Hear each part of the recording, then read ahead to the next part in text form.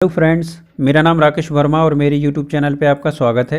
दोस्तों, आज के वीडियो में जानेंगे राष्ट्रीय मानवाधिकार आयोग के बारे में। इनसे जुड़े सभी महत्वपूर्ण तथ्यों को जानेंगे और साथ ही जानेंगे मानवाधिकार संशोधन अधिनियम 2006 और संशोधन विधेयक 2018 के बारे में भी जानेंगे। साथ ही मानवाधिकार आयोग के कार्य, सीमाएँ, शक्तियाँ सभी के बारे में जानेंगे। तो चलिए दोस्तों, वीडियो शुरू करते हैं।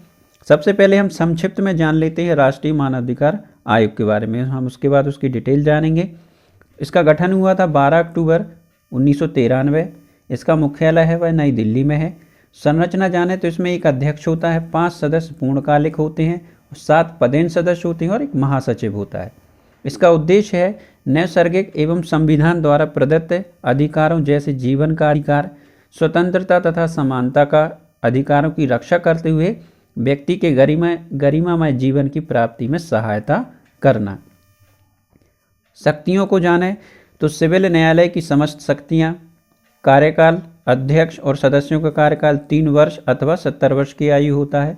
इनके कार्यों में है मानवाधिकार के उल्लंघन से संबंधित मामलों की जांच, जेलों एवं बंदी गृहों की स्थिति का निरीक्षण एवं सुधार हेतु अनुशंसा, मानवाधिकार संबंधी अंतर्राष्ट्रीय संधि समझौतों का प्रभावी क्रियान्वयन, मानवाधिकार के प्रति जागरूकता पैदा करना, नियुक्ति संबंधी प्रावधान, अध्यक्ष एवं सदस्यों की नियुक्ति राष्ट्रपति द्वारा प्रधानमंत्री के नेतृत्व में गठित 6 सदस्यीय समिति की सिफारिश पर होती है।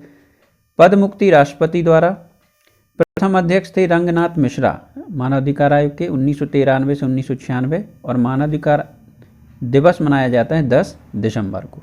चलिए अब डिटेल में जानते हैं राष्ट्रीय मानवाधिकार आयोग।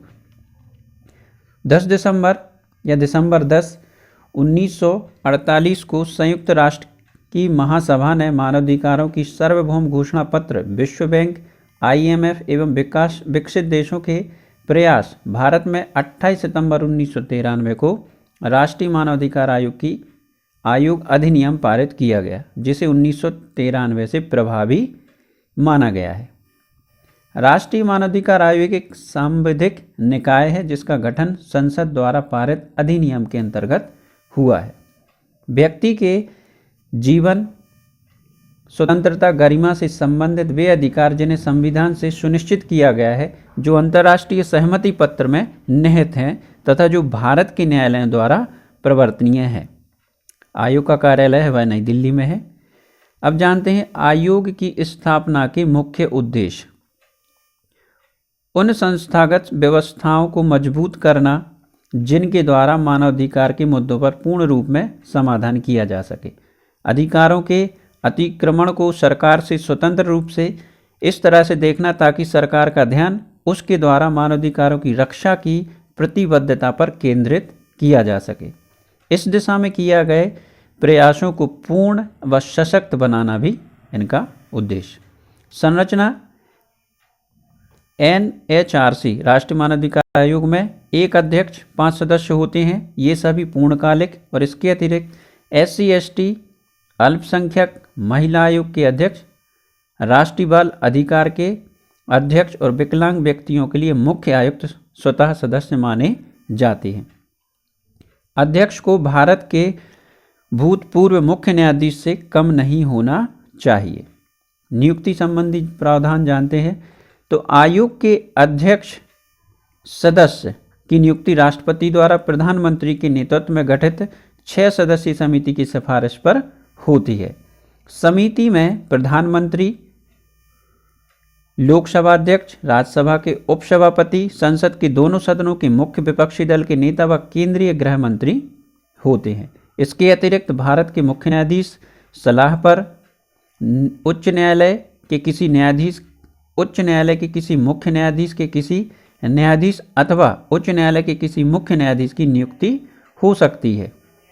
कार्यकाल जाने तो आयोग के अध्यक्ष सदस्यों का कार्यकाल 3 वर्ष अथवा उनकी उम्र 70 वर्ष हो, जो भी पहले हो, ये पुनः नियुक्ति के पात्र हैं। अपने कार्यकाल के पश्चात आयोग के अध्यक्ष व सदस्य केंद्र सरकार अथवा राज्य सरकारों में किसी भी पद के योग्य नहीं होते। कार्यकाल के दौरान कोई अलाभकारी परिवर्तन नहीं होता है। अध्यक्ष सदस्यों को हटाना।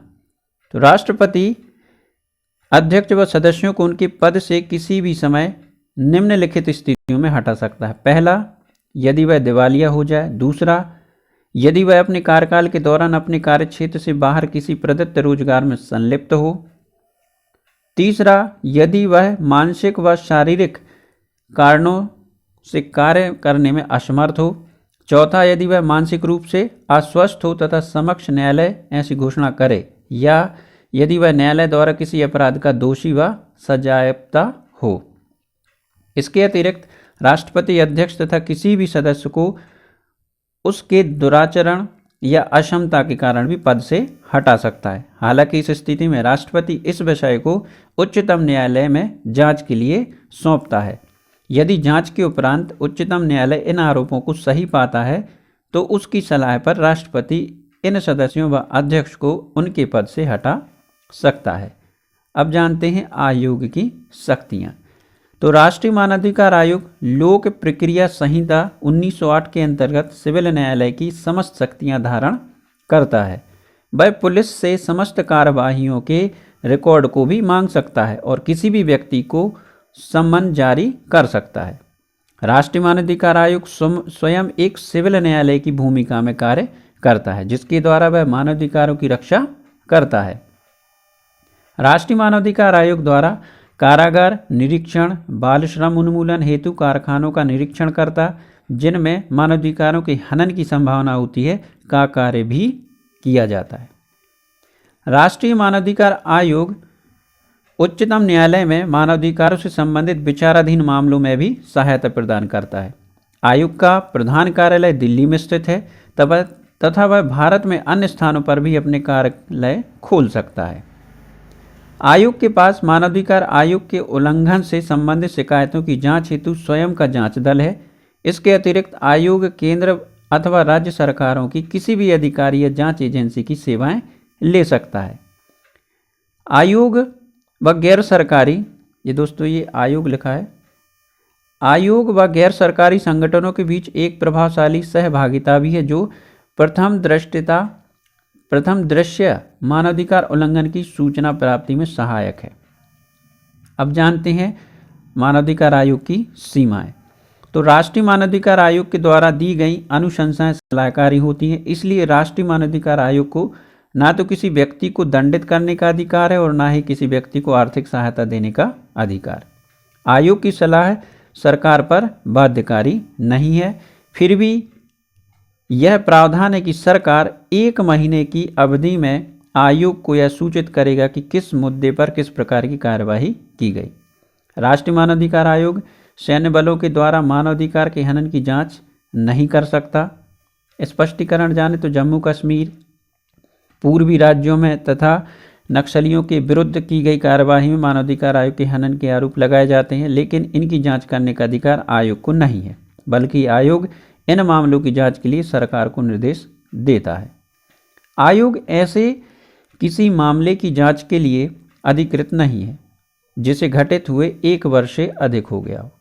राष्ट्रीय मानवाधिकार आयोग के पास किसी मामले की जांच हेतु स्वयं की पर्याप्त अधिकारी भी नहीं है, इसलिए राष्ट्रीय मानवाधिकार आयोग को सरकार के उन्हीं विभागों पर जांच के लिए निर्भर रहना होता है जिनके विरुद्ध मानवाधिकार के हनन का आरोप है। अब जानते हैं मानवाधिकार संशोधन अधिनियम 2006। संसद ने मानवाधिकार संरक्षण संशोधन अधिनियम 2006 पारित किया है।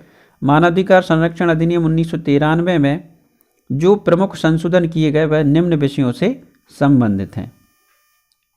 राज्य मानवाधिकार आयोग के सदस्यों की संख्या 5 से घटाकर 3 की गई। मानवाधिकार आयोग के सदस्य की नियुक्ति के लिए अहर्ता शो में परिवर्तन किया गया है। ये दोस्तों गलत, अहर्ता में परिवर्तन किया गया है। मानवाधिकार आयोग के साथ उपलब्ध जांच एवं अनुसंधान तंत्र को सशक्त बनाना, आयोग को जांच के दौरान भी क्षतिपूर्ति की अनुशंसा करने का अधिकार देकर सशक्त बनाया गया। राष्ट्रीय मानवाधिकार आयोग संरक्षण आयोग को राज्य सरकार को सूचित किए बिना भी बंदी गृहों में जाने का अधिकार दिया गया। गवाहों के साक्ष्य व अभिलेखीकरण करने की प्रक्रिया को मजबूती प्रदान की गई। यह स्पष्ट करने की कि राष्ट्रीय मानवाधिकार आयोग तथा राज्य मानवाधिकार आयोग के अध्यक्ष इन दोनों आयोग के सदस्यों से भिन्न स्थिति रखते हैं। राष्ट्रीय मानवाधिकार आयोग को इस योग्य बनाना है कि वह अपने पास की गई शिकायतों को संबंधित राज्य मानवाधिकार आयोग को स्थानांतरित कर सके। यह व्यवस्था करना कि राष्ट्रीय अनुसूचित जाति आयोग के अध्यक्ष तथा राष्ट्रीय अनुसूचित जनजाति आयोग के अध्यक्ष राष्ट्रीय मानवाधिकार आयोग के सदस्य होंगे। केंद्र सरकार को भविष्य में या भविष्य के किसी अंतर्राष्ट्रीय प्रतिज्ञा पत्रों तथा परंपराओं को अधिसूचित करने के योग्य बनाना जिन पर कि अधिनियम लागू हो।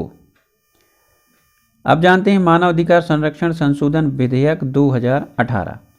तो केंद्रीय मंत्रिमंडल ने देश में मानवाधिकारों के बेहतर संरक्षण और संवर्धन के लिए मानवाधिकार संरक्षण संशोधन विधेयक 2018 को अपनी स्वीकृति दे दी है। इस संशोधन से भारत में मानवाधिकार संसाधनों को मजबूती मिलेगी। संस्थान अपने दायित्वों और भूमिकाओं तथा जिम्मेदारियों का कारगर निष्पादन कर सके। संशोधित अधिनियम से मानवाधिकार संस्थान जीवन, स्वतंत्रता, समानता तथा व्यक्ति के सम्मान से संबंधित अधिकारों को सुनिश्चित करने में सहमत वैश्विक मानवों का परिपालन करेंगे। मानवाधिकार अधिनियम 1993 में यह प्रावधान किया गया था कि मानवाधिकारों से संबंधित राज्य आयोग और जनपद समितियों को भी स्थापना होगी, परंतु राज्य सरकारों ने आयोग की स्थापना में किसी प्रकार की रुचि नहीं दिखाई। अब जानते हैं आयोग के कार्य। मानवाधिकार उल्लंघन के मामलों में स्वप्रेरणा से पीड़ित पक्ष अथवा तीसरे पक्ष की शिकायत पर जांच करना। दूसरा, मानवाधिकारों से संबंधित संवैधानिक प्रावधानों, प्रचलित कानूनों तथा अंतर्राष्ट्रीय संधि समझौतों से संबंधित प्रावधानों का अध्ययन तथा सुधार के सुझाव। मानवाधिकार के क्षेत्र में शोध एवं अनुसंधान व जागरूकता प्रचार प्रसार करना। मानवाधिकार के उल्लंघन के आरोप से संबंधित किसी न्यायिक कार्रवाई में यह हस्तक्षेप कर सकता है। राज्य सरकार की पूर्व अनुमति लेकर किसी कारावास का भ्रमण कर सकता है ताकि वहां के वासियों के जीवन यापन की परिस्थितियों का अध्ययन कर सके, अपनी अनुशंसा दे सके। आयोग आतंकवाद की कार्यवाहियों सहित उन कारकों का पुनर्विलोकन करता है जो मानवाधिकारों का हनन करते हैं तथा सुधारात्मक उपायों को भी अनुशंसा करते हैं। यह मानवाधिकारों के क्षेत्र से काम करने वाले एनजीओज को भी प्रोत्साहित करते हैं। पीड़ित व्यक्ति या उसके परिवार के सदस्यों के लिए ऐसे तात्कालिक अंतरिम राहत देने हेतु संबद्ध सरकार या प्राधिकरण को अनुशंसा कर सकता है। प्रकाशनों, मीडिया, विचार गोष्ठियों और अन्य उपलब्ध साधनों के माध्यम से समाज के विभिन्न वर्गों में मानव अधिकारों संबंधी शिक्षा का प्रचार करना। ऐसे आवश्यक कार्यों को करना जो कि मानवाधिकारों के प्रचार के लिए आवश्यक हो। यह भी आयोग की कार्य प्रणाली। तो आयोग के पास सिविल न्यायालय जैसे सभी अधिकार व शक्तियां हैं तथा इसका चरित्र भी न्यायिक है। आयोग केंद्र अथवा राज्य सरकार से किसी भी जानकारी अथवा रिपोर्ट की मांग कर सकता है। आयोग के पास मानवाधिकारों के उल्लंघन से संबंधित शिकायतों की जांच हेतु एक स्वयं का जांच दल है। इसके अतिरिक्त आयोग केंद्र अथवा राज्य सरकारों के किसी भी अधिकारी या जांच एजेंसी की सेवा ले सकता है। आयोग व गैर सरकारी संगठनों के बीच एक प्रभावशाली सहभागिता भी है जो प्रथम दृष्टता मानवाधिकार उल्लंघन की सूचना प्राप्ति में सहायक है। आयोग ऐसे किसी मामले की जांच के लिए भी अधिकृत है जिसमें घटित हुए 1 वर्ष से अधिक हो गया हो। आयोग जांच के दौरान उपरांत निम्नलिखित भी कदम उठा सकता है। पहला, पीड़ित व्यक्ति को क्षतिपूर्ति या नुकसान के भुगतान के लिए संबंधित सरकार या प्राधिकरण को सिफारिश कर सकता है। दोषी लोक सेवक के विरुद्ध बंदीकरण हेतु कार्यवाही प्रारंभ करने के लिए संबंधित सरकार प्राधिकरण को सिफारिश कर सकता है। सरकार प्राधिकरण को पीड़ित को तत्काल अंतरिम सहायता प्रदान करने को भी सिफारिश कर सकता है। आयोग इस संबंध में आवश्यक निर्देश, आदेश अथवा हित के लिए सर्वोच्च न्यायालय तथा उच्च न्यायालय में जा सकता है। आयोग की भूमिका, मानवाधिकारों के उल्लंघन से मामलों की जांच करना, सार्वजनिक अधिकारों द्वारा मानवाधिकार के प्रतिवेदन लापरवाही बरतने पर उसके विरुद्ध जांच करना, न्यायालयों में मानवाधिकार संबंधित कार्यवाहियों में भाग लेना, जेल एवं बंदी गृहों में मानवाधिकारों की समीक्षा करना, उनकी प्रदायता हेतु कार्य करना, देश के संविधान और विधियों के द्वारा प्रदाय मानवाधिकारों की समीक्षा करना, उनके सफल क्रियान्वयन हेतु मार्ग प्रशस्त करना, आतंकवादी घटनाओं समेत उन घटनाओं की जांच करना जिनमें मानवाधिकारों का उल्लंघन होता है, मानवाधिकारों संबंधित अंतर्राष्ट्रीय सभाओं, संधियों, समझौतों को भारत में लागू करने से संबंधित कानूनों को भारत में लागू करना, मानवाधिकारों का प्रचार प्रसार करना व लोगों में मानवाधिकारों के प्रति समझ को बढ़ाना, मानवाधिकार से संबंधित स्वयंसेवी संगठनों को प्रोत्साहित करना, मानवाधिकार से संबंधित शोध कार्यों को करना, वे सभी कार्य करना जो मानवाधिकारों से जुड़े हों। इस प्रकार राष्ट्रीय मानवाधिकार आयोग व्यक्ति के मानवाधिकारों की रक्षा का एक महत्वपूर्ण केंद्रीय निकाय है। यह अपनी रिपोर्ट केंद्र सरकार और संबंधित राज्य सरकार को सौंपता है। आयोग के अन्य विषय हैं जैसे बंधुआ मजदूरों की समाप्ति, रांची, आगरा और ग्वालियर में मानसिक अस्पतालों का संचालन, आगरा स्थित सरकारी सुरक्षा गृह महिला का संचालन, भोजन का अधिकार से संबंधित मुद्दे, बाल विवाह निषेध अधिनियम 1929 की समीक्षा, बाल अधिकार पर अभिशमय से संबंधित प्रोटोकॉल, सरकारी सेवकों द्वारा बच्चों से रोजगार कराने से रोकना, सेवा नियमावली में संशोधन, बाल श्रम की समाप्ति, बच्चों के खिलाफ यौन हिंसा पर मीडिया के लिए मार्गदर्शिका, महिलाओं एवं बच्चों का अवैध व्यापार, लैंगिक संवेदीकरण के लिए न्यायपालिका के लिए नियम पुस्तक, यौन पर्यटन एवं अवैध व्यापार के रोक के लिए संवेदीकरण कार्यक्रम, मातृत्व, रक्त लिप्तता तथा मानवाधिकार, वृंदावन परित्यक्त महिलाओं का पुनर्वास, कार्यस्थलों पर महिला यौन उत्पीड़न को रोकना, रेलगाड़ियों में महिला यात्रियों का उत्पीड़न, हाथ से मैला साफ करने की प्रथा का अंत,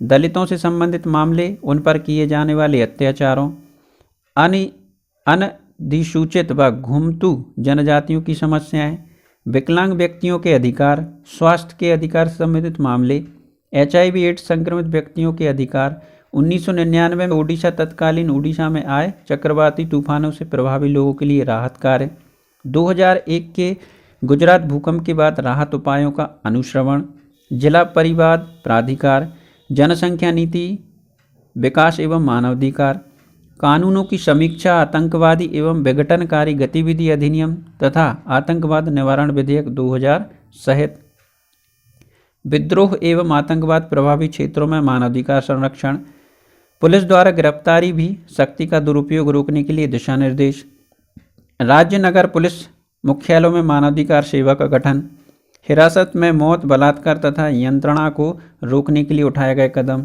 यंत्रणा के खिलाफ अभिशमय को अपनाना, जिनमें सम्मेलनों के लिए अतिरिक्त प्रोटोकॉल, देश के लिए एक शरणार्थी कानून को अपनाने की चर्चा, पुलिस बंदी गृह अभिरक्षा के अन्य केंद्रों में संरचनात्मक सुधार, मानवाधिकार संबंधी कानूनों की समीक्षा, संधियों का कार्यान्वयन तथा अंतर्राष्ट्रीय नियमों की समीक्षा, शिक्षा प्रणाली में मानवाधिकार साक्षरता और जागरूकता को बढ़ावा देना, सैन्य बलों एवं पुलिस, लोक प्राधिकरणों एवं नागरिक समाज के लिए मानवाधिकार प्रशिक्षण, दुर्व्यापार, ट्रैफिकिंग अथवा क्रियात्मक अनुसंधान, मानवाधिकार से संबंधित विषयों पर जाने माने अकादमिक संस्थानों और गैर सरकारी संगठनों द्वारा शोध अनुसंधान। प्रतिवेदन, अपने कार्यों के संबंध में वार्षिक प्रतिवेदन राष्ट्रपति को सौंपना, जिसे एक्शन टेकन रिपोर्ट के साथ संसद में प्रस्तुत किया जाता है। सिफारिश न मानने की दशा में सरकार को कारण बताना पड़ता है। मीडिया सेंटर, स्वयं पर लगातार बढ़ते काम के दबाव और समाचार चैनलों की बढ़ती संख्या के कारण राष्ट्रीय मानवाधिकार आयोग द्वारा मीडिया सेंटर की स्थापना की गई है। अब जानते हैं दोस्तों अंत में राष्ट्रीय मानवाधिकार आयोग के अध्यक्षों की सूची पहले से लेकर वर्तमान तक। तो प्रथम अध्यक्ष थे न्यायमूर्ति रंगराज मिश्र 1993 से 1996। शुरू के 3 आपको याद रखना, ये पूछे जाते हैं लगभग। दूसरे हैं न्यायमूर्ति M.N. वेंकट चलैया 1996 से 1999। तीसरे हैं न्यायमूर्ति J.S. वर्मा 1999 से 2003 तक, इनका ये कार्यकाल है। चौथे हैं न्यायमूर्ति A.S. आनंद। पांचवें हैं न्यायमूर्ति शिवराज B. पाटिल। छठवें हैं न्यायमूर्ति S. राजेश बाबू। सातवें हैं न्यायमूर्ति गोविंद प्रसाद माथुर। आठवें न्यायमूर्ति K.G. बालकृष्णन, जो सबसे लंबा इनका कार्यकाल रहा 2010 से 2015 तक। न्यायमूर्ति शायरिक जोसेफ, कार्यवाहक 2015 से 2016। और वर्तमान में जो 10वें हैं वह हैं न्यायमूर्ति HL दत्तू, 2016 से वर्तमान अभी तक। तो दोस्तों आज की वीडियो बस इतना ही। आशा करता हूँ आपको मेरा वीडियो पसंद आया होगा। वीडियो पसंद आए तो लाइक करें, अपने दोस्तों के साथ शेयर भी करें और मेरे चैनल को सब्सक्राइब करना ना भूलें। Thank you.